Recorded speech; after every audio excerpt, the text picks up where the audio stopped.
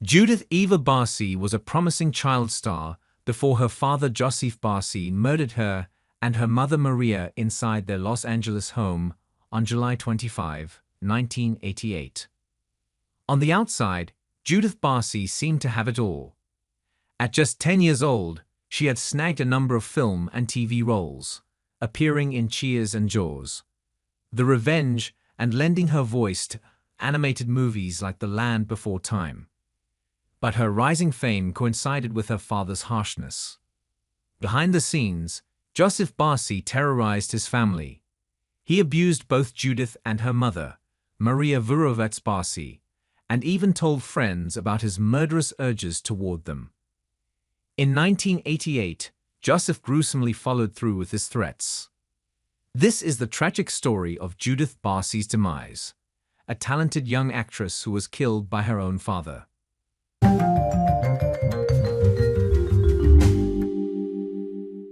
From the child of immigrants to a Hollywood actor. From the beginning, Judith Eva Barsi seemed destined to have a different life from her parents. She was born on June 6, 1978, in sunny Los Angeles, California. Judith Barsi and Maria Vurovets Barsi, on the other hand, had separately fled the 1956 Soviet occupation of their native Hungary. Maria, dazzled by the stars in nearby Hollywood, was determined to guide her daughter toward a career in acting.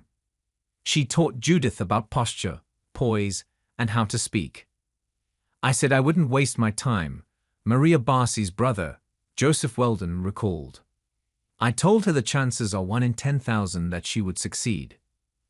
But in a spurt of Hollywood magic, Maria did succeed. As it often happens in Los Angeles, where something is always filming, Judith Barsi was spotted by a crew at an ice rink.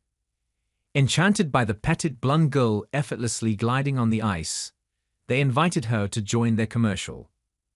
From there, Judith's career as an actress grew. She starred in dozens of commercials, made appearances on TV shows like Cheers, and won roles in films like Jaws, The Revenge.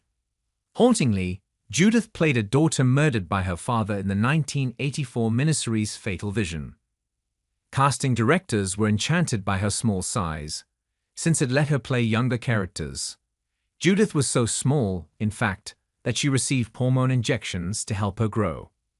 When she was 10, she was still playing 7, 8, explained her agent Ruth Hansen. Judith Barsi, she said, was a happy, bubbly little girl. Judith's success helped her family thrive. She made about $100,000 a year, which her parents used to buy a 3-bedroom house at 22100 Michael Street in the Canoga Park neighborhood at the western edge of the San Fernando Valley.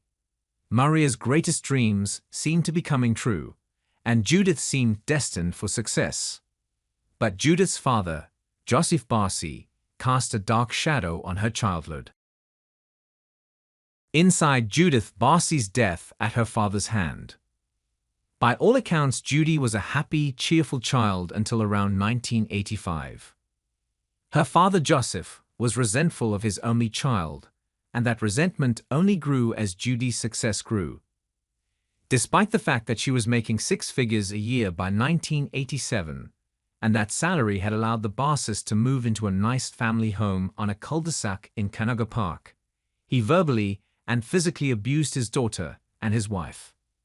When he wasn't abusing or threatening to abuse, he would hold a knife to Judy's throat and tell Maria that if she even thought about not returning from a movie set, he would hunt them down and kill them both. He was spending his time drinking.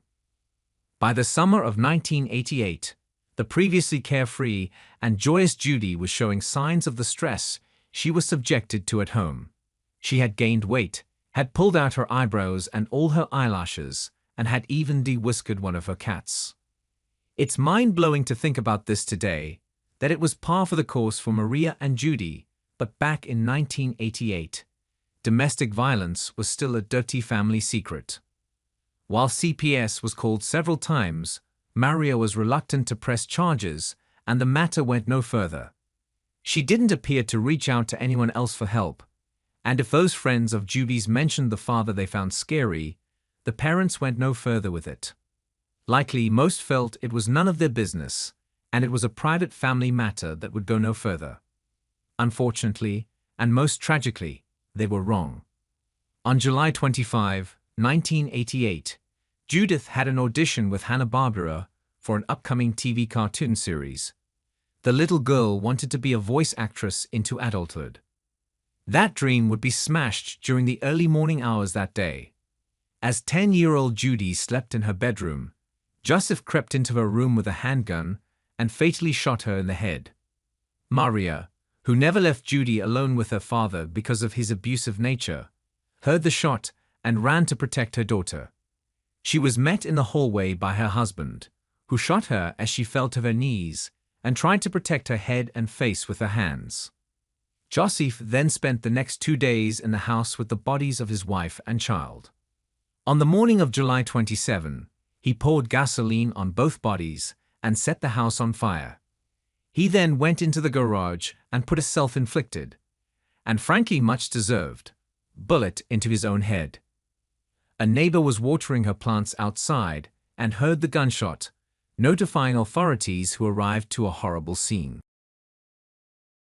The lingering legacy of Judith Barsi. Though Judith Barsi died in July 1988, she lived on through her acting.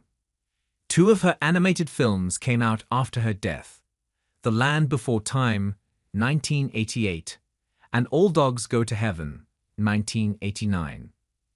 In The Land Before Time, Judith voiced the cheerful dinosaur Ducky, whose signature line, "Yep, yep, yep," is inscribed on her tombstone at Forest Lawn Memorial Park in Los Angeles. And in All Dogs Go to Heaven, Judith played Anne-Marie, an orphan who could talk to animals. That film ends with the song "Love Survives" and is dedicated to Judith's memory. Yet before Judith Barsi's death, the star had only just begun to shine. She was very successful, with every door open to her, said Bonnie Gold, the spokeswoman for Judith's acting agency. There's no telling how far she would have gone. Some allege that Judith didn't go far at all, and remained in the house where she died as a ghost. In 2020, the family who bought the former Barsi home reported feeling cold spots throughout the premises, and said that the garage door seemed to open and close on its own. On the show Murder House Flip, a team arrived to brighten up the colors in the house and to allow for more natural light. Whether or not the house was ever haunted, the new owners say that the renovation improved things. But in the end, Judith Barsi lives on primarily through her films, TV shows, and commercials. Though their appearances are somewhat haunting today, they also capture the spark of Judith's talent. That spark could have burned brightly if her father hadn't snubbed it out.